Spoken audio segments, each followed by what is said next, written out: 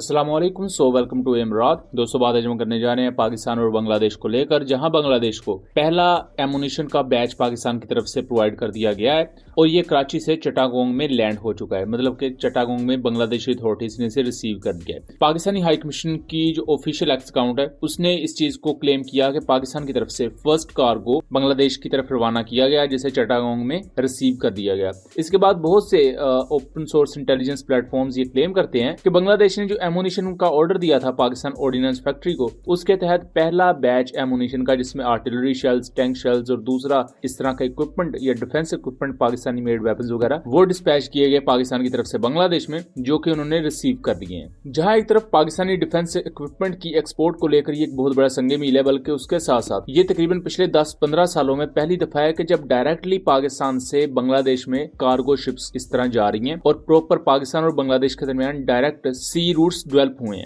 जैसा कि हम अगस्त के महीने के तकरीबन शुरू में या जुलाई 2024 में देख चुके हैं कि बांग्लादेश ने पाकिस्तान ऑर्डिनेंस फैक्ट्री को एमुनिशन का एक ऑर्डर दिया था, जिसमें 40,000 के करीब एमुनिशन शेल्स, जिसमें आर्टिलरी शेल्स होंगे, उसके साथ साथ टैंक शेल्स होंगे, कुछ लोगों के नजदीक यहाँ रॉकेट सिस्टम्स भी हो सकते हैं, और इसके साथ साथ जो RDX बारूदी मवाद होता है, इन जैसी चीजों को बनाने के लिए वो भी पाकिस्तान ने एक्सपोर्ट किया। अब इस एक्सप्लोसिव मटेरियल को जब एक्सपोर्ट किया गया तो सबसे बड़ी जो चीज रिवील हुई वो ये थी कि पाकिस्तान न सिर्फ बांग्लादेश को डिफेंस इक्विपमेंट भेजेगा, बल्कि साथ साथ उनको ट्रांसफर ऑफ टेक्नोलॉजी के तहत एम्पावर भी किया जाएगा, ताकि वो इस तरह की चीजों को खुद अपने मुल्क में बना सकें। ये नहीं कि पाकिस्तान टेक्निकल सपोर्ट भी बांग्लादेश को प्रोवाइड करेगा। इससे पहले भी बांग्लादेशी टैंक्स में, क्योंकि बांग्लादेश के पास भी जो टैंक्स हैं वो ऑलमोस्ट पाकिस्तान भी यूज करता है, जैसा कि MBT 2000 टैंक, जिसे पाकिस्तान में अल खालिद कहा जाता है। इसके साथ साथ दूसरे टैंक्स भी हैं, पाकिस्तान भी उन्हीं के ही आगे वेरिएंट्स को यूज करता है।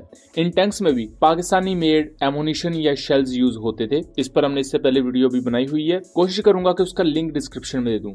सेम इसी तरह अगर आप बांग्लादेशी आर्टिलरी कोर को भी देखें तो बांग्लादेश जो तोपें यूज करता है या आर्टिलरी यूज करता है वो भी सेम वही है जो पाकिस्तान यूज करता है। जैसा कि आप टाइप 59 आर्टिलरी को देखें, उसके साथ साथ मोड 56 को देखें, टाइप 54 122 mm की तोप को देखें, और इस तरह चाइनीज PL96 आर्टिलरी को देखें, तो ये तमाम आर्टिलरी पीसीज हैं जो कि पाकिस्तान आर्मी में भी यूज होते हैं। तो इनमें जो एमुनिशन है उसकी इंटरऑपरेबिलिटी बन जाती है, क्योंकि वही एमुनिशन ही बांग्लादेश को चाहिए और वैसे ही एमुनिशन पाकिस्तान बना भी रहा है।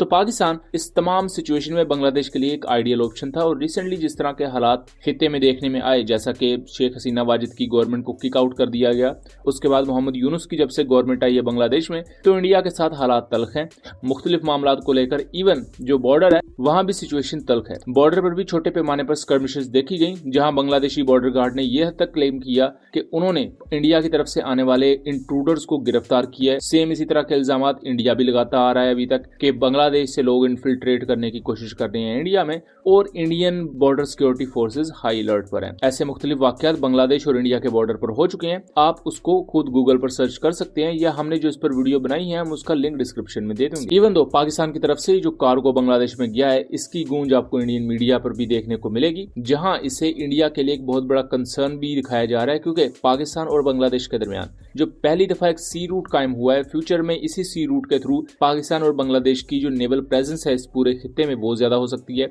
नेवल एक्सरसाइजेज जो कि बहुत जल्द होने वाली हैं, बांग्लादेशी फ्रिगेट भी इसी सी रूट के थ्रू ही पाकिस्तान में आएगी। सो इंडिया के लिए ये काफी ज्यादा कंसर्न की बात हो जाती है, क्योंकि पाकिस्तान और बांग्लादेश अब उनके राइवल बन चुके हैं। बांग्लादेश जो इससे पहले बहुत बड़ा इत्तेहादी था, लेकिन रिसेंट गवर्नमेंट की तब्दीली की वजह से और कुछ बॉर्डर इश्यूज को लेकर इंडिया और बांग्लादेश के ताल्लुकात बिगड़े हैं। मोदी सरकार इस चीज को लेकर भी तनकीद की ज़द में है कि किस तरह बांग्लादेश, श्रीलंका और मालदीव जैसे कंट्री उनके हाथ से निकल गए, जो कि एक वक्त में इंडिया के बहुत बड़े सपोर्टर थे और इंडिया के बहुत बड़े इत्तेहादी थे और हर लिहाज से एंटी पाकिस्तान मामलात में पेश रहते थे। आज वही मुल्क चाइना, पाकिस्तान, तुर्की जैसे मुल्कों के साथ अच्छे ताल्लुकात इस्तवार करने की बात करते हैं।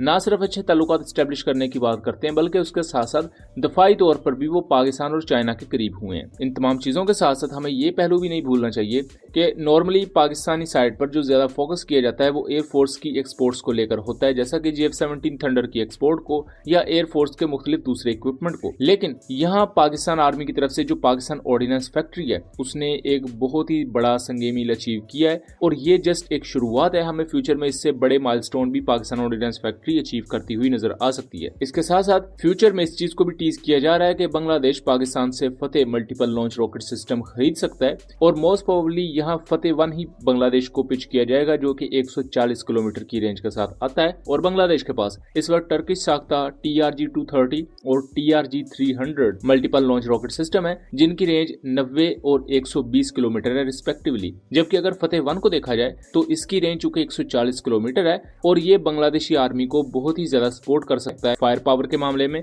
और बांग्लादेश की आर्टिलरी कोर को रेवोल्यूशनाइज कर सकता है अपनी कमाल की स्पेसिफिकेशंस की वजह से। सो दोस्तों, ये था एनालिसिस। उम्मीद करता हूँ चीजें क्लियर रही होंगी। वीडियो पसंद आई हो तो इसे ज्यादा से ज्यादा शेयर कीजिएगा एंड चैनल को सब्सक्राइब कीजिएगा। मिलेंगे अगली वीडियो में, तब तक के लिए अल्लाह हाफिज।